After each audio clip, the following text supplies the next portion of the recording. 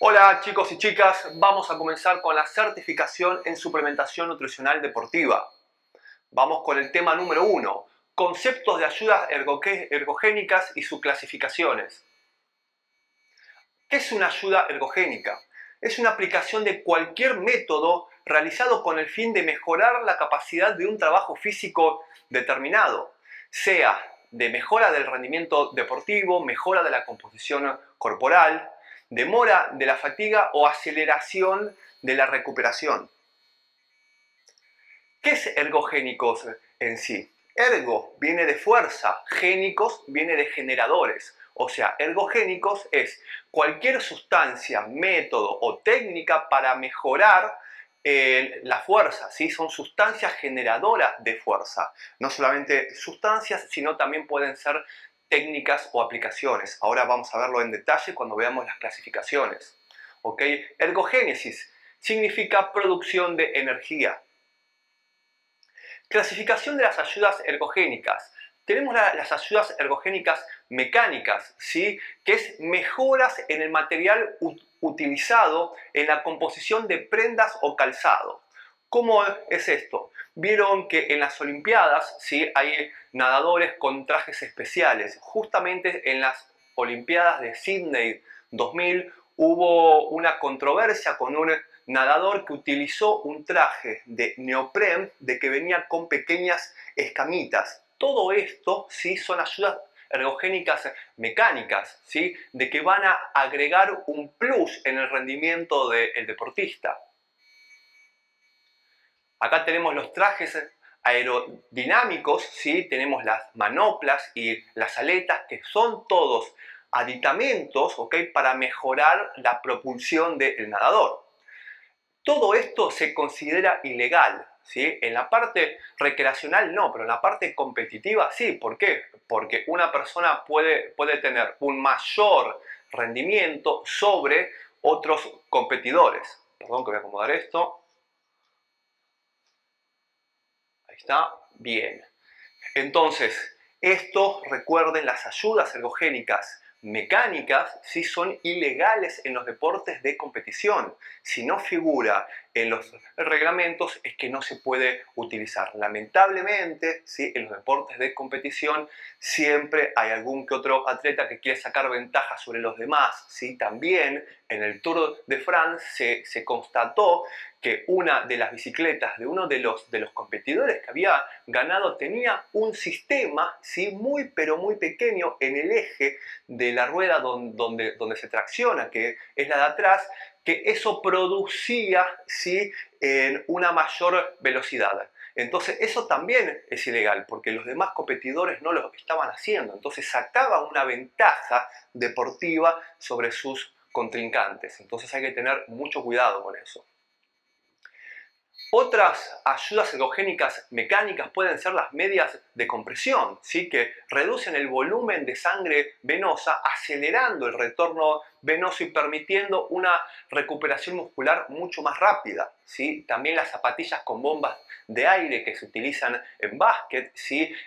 Eso colabora con un mayor salto, con una mayor potencia de salto. ¿Okay? En la NBA son permitidas, ¿sí? En otros deportes como el salto olímpico no son permitidas estas zapatillas.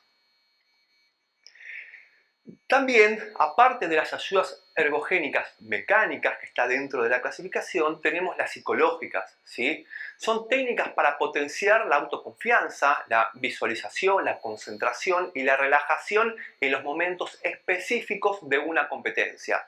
También podemos sumar lo que es la motivación, hipnosis y meditación. Son todas técnicas psicológicas que van a hacer que el deportista mejore su performance, mejore su rendimiento. Estas técnicas también se utilizan en los deportes de alto rendimiento cuando los deportistas no pueden llegar a su mejor performance y ingresan en periodos de depresión porque las cosas no le están saliendo bien, ¿sí? Estas técnicas también se utilizan para abstraer al deportista de los problemas que puede llegar a tener en su vida personal, ¿sí? En todo el mundo tenemos problemas personales, pero los deportistas de alto rendimiento tienen que poner esos problemas afuera para poder tener una mejor performance en su deporte. No pueden trasladar esos problemas emocionales, psicológicos al campo de juego.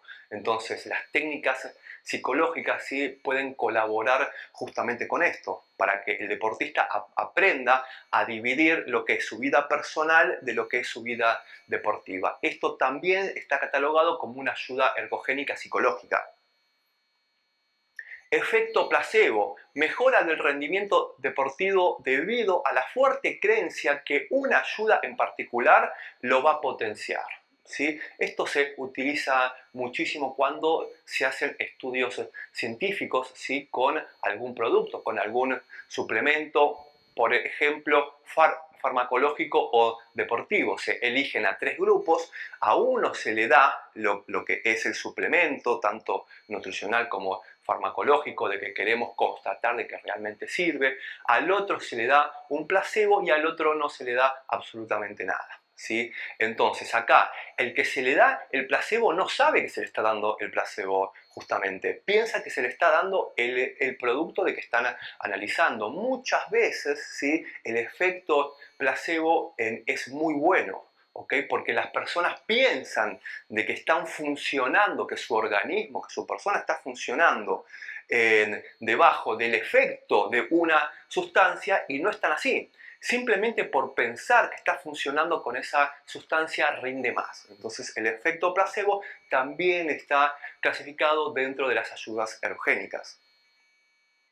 Las ayudas ergogénicas fisiológicas: preacondicionamiento de los organismos ante futuros estados de competencia, aclimatación al calor, al frío, a estados de altitud o situaciones de gran estrés térmico. Para los que somos amantes del fútbol, sabemos cuando los deportistas van a jugar a la ciudad de La Paz, en Bolivia, de que está a más de 3.500 metros de altura, es muy complicado para los deportistas que no están aclimatados a ese clima poder competir en igualdad de condiciones con los deportistas que viven ahí, que están acostumbrados, ¿sí? A tener competencia todos los fines de semana en esa altitud. Entonces lo que se trata de hacer es aclimatar a los deportistas llevándolos entre 24 y 48 horas antes para que su organismo se pueda, entre comillas, porque no lo puede hacer mucho, sino por unas pequeñas horas, ¿sí? Aclimatar a las nuevas inclemencias, ¿sí? De que vendría a ser la altitud. Su organismo no está acostumbrado a funcionar con una escasez de oxígeno. Los otros organismos sí. Entonces esto es una ayuda ergogénica fisiológica, ¿sí? Aclimatarnos a nuevos climas, ¿sí? De que podría ser un calor extremo, ¿sí? Cuando los deportistas van a competir con más de 30 a 35 grados de temperatura. Puede ser también calores extremos pero hacia abajo, cuando tienen de que competir con muchísimo frío, o puede ser cuando tienen que competir en la altura, donde el oxígeno se ve reducido. Entonces tienen que aprender ellos a funcionar con esa pequeña cantidad de oxígeno, de los cuales los que viven ahí están muy acostumbrados, ¿sí? Tenemos las ayudas ergogénicas farmacológicas, que quizás son las que más se utilizan en los deportes competitivos y a la vez son las que están catalogadas de forma ilegal, ¿sí? Son ilegales, no se pueden utilizar porque son penadas, ¿okay? Por la ley deportiva de cada federación. Son sustancias sintéticas que ayudan a potenciar el rendimiento, mejorando la tensión, mejorando la composición corporal, retrasando la fatiga y acelerando la recuperación. Por lo general son de uso ilegal, ¿sí? Dentro de las ayudas ergogénicas farmacológicas tenemos los esteroides anabolizantes, ¿sí? Que principalmente son derivados de la testosterona, de la hormona masculina. ¿Cuáles son sus principales funciones? Aumento de la síntesis proteica, efecto anticatabólico, recuperación más veloz, aumento de la agresividad y disminución de la fatiga. Los esteroides anabólicos son muy utilizados en los deportes de competición, pero son ilegales. Esto tenemos de que saberlo, ¿sí? ¿Por qué? Hay deportes de competición donde son permitidos, como por ejemplo en el culturismo, pero hay otros deportes donde la mayoría, ¿sí?, no son permitidos, o sea, son ilegales. Entonces, si en algún momento decidimos ingerir algún esteroide oral o inyectarlo, tenemos que tener en cuenta que si vamos a una competencia, seguramente vamos a ser sancionados porque se cataloga como doping, ¿sí? Bien, ¿cuáles son los efectos nocivos de los esteroides anabolizantes en los hombres? Primero tenemos la atrofia testicular. ¿Y esto por qué se produce? Porque nuestro cuerpo no reconoce cuando ingresamos de forma exógena a nuestro organismo en algún esteroide anabólico. Al no reconocerlo, piensa de que es de su propia producción, entonces deja de producir. ¿Sí? Entonces ahí es donde se atrofian nuestros testículos, que es donde se produce más del 80% de la testosterona en los hombres. Al no reconocer esa testo sintética, o sea, exógena, lo que hace es que deja de producir. La atrofia testicular no solamente es de forma anatómica, que se reducen los testículos, ¿sí?, sino también es funcional. Nuestro cuerpo deja de producir testosterona y a la vez baja nuestra espermatogénesis. Baja nuestra espermatogénesis, baja nuestra libido y baja nuestra capacidad fértil también. Entonces, fíjense cuántos problemas trae el uso de esteroides anabólicos en los hombres. Aparte de la atrofia testicular, también produce ginecomastia, ¿sí?, que es el agrandamiento de las glándulas mamarias en el hombre. También produce alopecia, que es caída de cabello. Produce daño hepático, porque muchos de los esteroides anabólicos de que tomamos son orales, o sea, tienen que pasar por el hígado, ¿sí? Y aparte de todo esto, también colesterol y aumento de los niveles altos del colesterol LDL, que es el colesterol malo, y acné. Van a ver que muchos chicos adolescentes que toman o se inyectan esteroides anabólicos tienen muchísimo acné. Efectos nocivos de los esteroides anabólicos en la mujer: masculinización del cuerpo. Se van a dar cuenta cuando una mujer empieza a consumir esteroides anabólicos. Es mucho más fácil darnos cuenta en la mujer que en el hombre. ¿Por qué? Porque en el hombre es su propia testosterona, entonces que la aumente un poco quizás no es tanto el problema. En cambio en la mujer sí, porque no es su propia testo natural, que ya de por sí es de producción baja. ¿Ok? Entonces, ¿cuáles son los problemas que puede acarrear en la mujer? Su voz se vuelve mucho más grave, le empieza a salir mucho más vello facial y en todo el cuerpo, aumenta el tamaño de su clítoris, ¿sí? Todos estos problemas vienen en la mujer cuando comienza a inyectarse o a tomar de forma oral cualquier esteroide anabólico.